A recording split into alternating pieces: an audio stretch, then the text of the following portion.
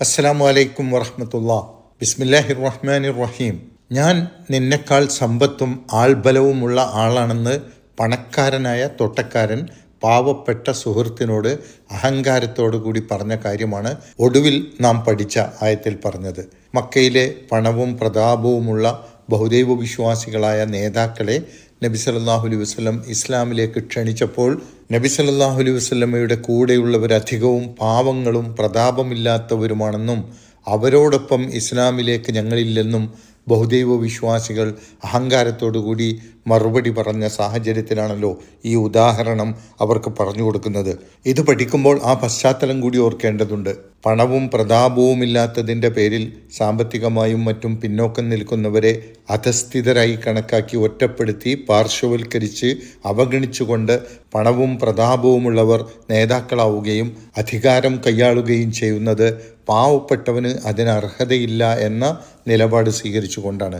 യഥാർത്ഥത്തിൽ തങ്ങളുടെ പണത്തിലും പ്രതാപത്തിലും അഹങ്കരിച്ചുകൊണ്ട് അവർ അള്ളാഹുവിനെ മറക്കുകയും പരലോകത്ത് അള്ളാഹുവിനെ കണ്ടുമുട്ടേണ്ടി വരുമെന്ന വിചാരം അവർക്കില്ലാതെ പോവുകയും ചെയ്യുന്നത് കൊണ്ടാണ് ഈ നിലപാട് അവർ സ്വീകരിക്കുന്നത് എന്നാണ് ഈ ഉദാഹരണത്തിലൂടെ അവരെ ബോധ്യപ്പെടുത്താൻ ശ്രമിക്കുന്നത്. കാരണം പണക്കാരനായ തോട്ടക്കാരൻ പാവപ്പെട്ടവനോട് തൻ്റെ സമ്പത്തിലും സംഘബലത്തിലും ഊറ്റം കൊള്ളുന്നത് പാവപ്പെട്ടവൻ അയാളോട് അള്ളാഹുവിനെക്കുറിച്ചും പരലോകത്തെക്കുറിച്ചും ഓർമ്മ വേണം എന്ന് ഉത്ബോധിപ്പിക്കുന്ന സന്ദർഭത്തിലാണെന്ന് തുടർന്നു വരുന്ന വിവരണത്തിൽ നിന്ന് മനസ്സിലാവും.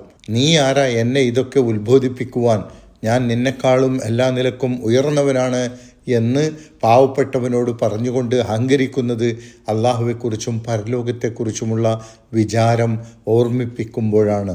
ഏതായാലും അയാൾ തൻ്റെ സമ്പത്തിൽ അഹങ്കാരം മൂത്ത് തനിക്ക് ലഭിച്ച സ്വത്തുക്കളൊന്നും നശിച്ചു പോവുകയില്ലെന്നും പരലോകം തന്നെ ഉണ്ടാവുമെന്ന് എനിക്ക് തോന്നുന്നില്ലെന്നും പറയുന്ന രംഗമാണ് തുടർന്നു വരുന്ന 35-36 ആയത്തുകളിൽ പറയുന്നത്.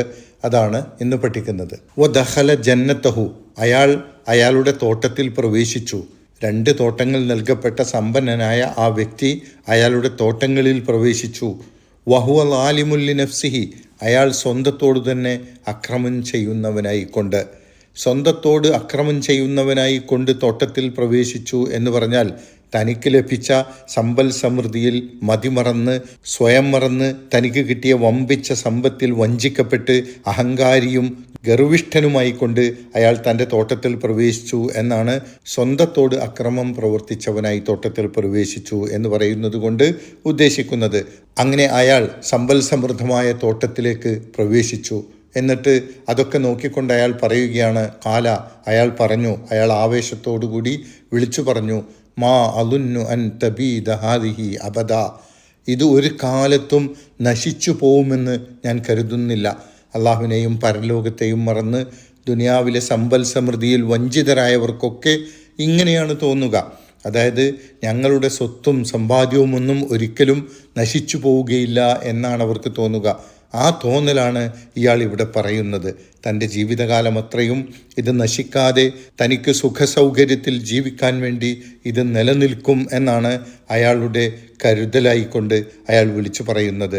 അയാൾ സ്വന്തം മരണത്തെ പോലും മറന്നു പോവുകയാണ് ഇത് എന്നെന്നും നശിക്കാതെ നിലനിൽക്കും എന്ന് പറയുന്നതിലൂടെ. മാ അലുന്നു, ഞാൻ വിചാരിക്കുന്നില്ല, അൻ തബീദ ഹാദിഹി, ഇത് നശിച്ചു പോകുമെന്ന്, അബദ, ഒരു കാലത്തും. വമ അലുന്നു സാഅത, അന്ത്യനാൾ അല്ലെങ്കിൽ മരിച്ച ശേഷമുള്ള പരലോക ജീവിതത്തെക്കുറിച്ചും ഞാൻ വിചാരിക്കുന്നില്ല. ഖായിമത്തൻ, അത് ഉണ്ടാവുമെന്ന്, പരലോകത്ത് വീണ്ടും ഒരു ജീവിതം സംഭവിക്കുമെന്നും ഞാൻ കരുതുന്നില്ല, ഞാൻ വിശ്വസിക്കുന്നില്ല. ഇനി അഥവാ വലഇർ റുദിത്തു ഇലാ റബ്ബി, ഇനി അഥവാ ഞാൻ എൻ്റെ റബ്ബിലേക്ക് മടക്കപ്പെടുകയാണെങ്കിൽ, അതായത് ഇനി ഞാൻ കരുതുന്നതിനപ്പുറം ശരിക്കും മരണാനന്തര ജീവിതം ഉണ്ടെങ്കിൽ, മരണാനന്തരം ഉയർത്തെഴുന്നേൽപ്പിക്കപ്പെടുക എന്നത് സംഭവിച്ചാൽ തന്നെ ല അജിദന്ന ഖൈറം മിൻഹാ മുൻകലബ, അവിടെയും ഇതിനേക്കാൾ ഉത്തമമായ മടക്കമായിരിക്കും, പരിണിതിയായിരിക്കും എനിക്കുണ്ടാവുക എന്ന് എനിക്കുറപ്പുണ്ട്. ല അജിദന്ന, ഞാൻ കാണുക തന്നെ ചെയ്യും, ഖൈറൻ, ഉത്തമമായത്, മിൻഹ, ഇതിനേക്കാൾ, മുൻകലബ, മടക്കം, പരിണിതി. അതായത് പരലോകമുണ്ടെങ്കിൽ അവിടെയും ഞാൻ തന്നെയാവും കൂടുതൽ അനുഗ്രഹിക്കപ്പെടുക എന്നാണ് അയാൾ അവകാശപ്പെടുന്നത്. ഇത് ബഹുദൈവ വിശ്വാസികളുടെയും മേലാളന്മാരുടെയും മേൽജാതിക്കാരുടെയും ഒക്കെ വിശ്വാസമാണ്.